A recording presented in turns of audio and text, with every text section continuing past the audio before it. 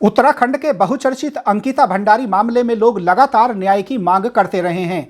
यह उत्तराखंड का ऐसा अनोखा बहुचर्चित मामला है जिसमें सबसे ज्यादा सवाल रहे और सबसे बड़ा सवाल रहा वीआईपी गेस्ट का। लेकिन अफसोस की बात है, जनता यह कहती है कि वीआईपी गेस्ट के नाम को जानबूझकर सामने नहीं लाया गया और पूरी ताकत इस बात में लगा दी गई कि आखिर किस तरह वीआईपी के नाम को छिपाया जाए। दरअसल उत्तराखंड के पौड़ी गढ़वाल के सिरीकोट गांव की रहने वाली अंकिता भंडारी ऋषिकेश के नजदीक वनंतरा रिजोर्ट में काम किया करती थी। यह रिजोर्ट प्रदेश सरकार के पूर्व मंत्री विनोद आर्य के बेटे पुलकित आर्य द्वारा चलाया जाता था।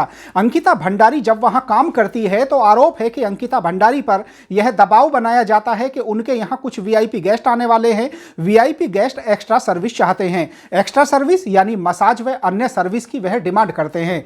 अंकिता भंडारी जब इन सब बातों से इंकार करती है तो पुलकित आर्य अपने साथी सौरभ भास्कर व अंकित गुप्ता के साथ मिलकर अंकिता भंडारी को हमेशा के लिए रास्ते से हटा देता है। इस बीच अंकिता भंडारी की चैट भी सामने आती है जिसमें वह अपने दोस्त पुष्प के साथ चैट करके यह बताती है कि उनके यहां सोमवार को वीआईपी गेस्ट आने वाले थे और उन वीआईपी गेस्ट के सामने उसे पेश किए जाने की तैयारी हो रही थी, लेकिन वह इस बात से इंकार कर चुकी थी। यह मामला उत्तराखंड की अस्मिता का प्रश्न बन जाता है और लोग इस मांग पर अड़ जाते हैं कि वीआईपी का नाम किसी भी सूरत में सामने आना चाहिए। यह एक बड़ा इत्तेफाक रहा कि इस मामले में जब अंकिता भंडारी को नहर से बरामद किया उसके तुरंत बाद रात के 3 बजे वनंतरा रिजोर्ट पर बुलडोजर चला दिया जाता है। और हैरानी की बात यह है कि जिस वक्त वहां बुलडोजर चलता है रात के 3 बजे स्थानीय जनप्रतिनिधि रेणु बिष्ट खुद वहां मौजूद थी। आरोप लगता है कि अंकिता भंडारी के मामले में सबूतों को खुर्द-बुर्द करने का काम किया जा रहा है और जब ऐसा लगता है तो फिर इस मामले में अंकिता भंडारी के परिवार से जुड़े स्थानीय पत्रकार आशुतोष नेगी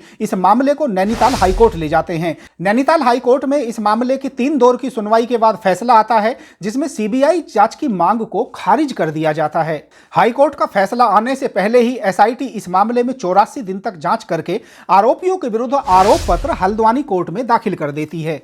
अंकिता भंडारी के परिवार की तरफ से इस मामले में आरोपियों का नार्को टेस्ट कराने और सीबीआई जांच कराने की मांग की जा रही थी। हालांकि इस बीच पुलिस माननीय न्यायालय में प्रार्थना पत्र देकर आरोपियों का नार्को टेस्ट कराने की बात करती है। नार्को टेस्ट के मुद्दे पर कोर्ट में सुनवाई होती है और सुनवाई के दौरान आरोपियों द्वारा नार्को टेस्ट से ही इंकार कर दिया जाता है। हालांकि इस मामले में अभी सुनवाई होना बाकी है।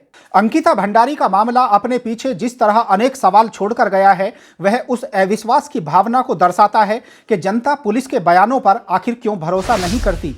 उत्तराखंड की जनता सवाल उठाती है, अंकिता भंडारी का परिवार सवाल उठाता है, विपक्ष सवाल उठाता है, इस मामले के याचिकाकर्ता सवाल उठाते हैं और आरोप है कि यह मामला चूंकि एक रसूखदार परिवार से जुड़ा रहा इसलिए कहीं ना कहीं वीआईपी के मामले पर एक नरमी बरती गई और जानबूझकर वह सारे हथकंडे अपनाए गए कि किसी भी तरह वीआईपी का नाम सामने ना आ सके। दूसरी तरफ पुलिस का यह मानना है कि वास्तव में वीआईपी कोई गेस्ट ना होकर वह एक कमरा था।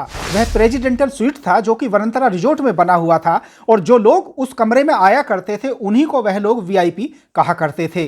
पुलिस को अपनी इस थ्योरी को कोर्ट में साबित भी करना होगा कि वास्तव में एक कमरे को किस तरह वीआईपी कहा जाता है। इस मामले का अंजाम क्या होगा यह तो वक्त ही बताएगा, लेकिन उत्तराखंड की जनता यह चाहती है कि अंकिता भंडारी के मामले में ना सिर्फ न्याय हो बल्कि प्रत्येक सूरत में उस वीआईपी गेस्ट का भी नाम सामने आना चाहिए जिस वीआईपी गेस्ट के चलते इतना बड़ा कांड हो गया।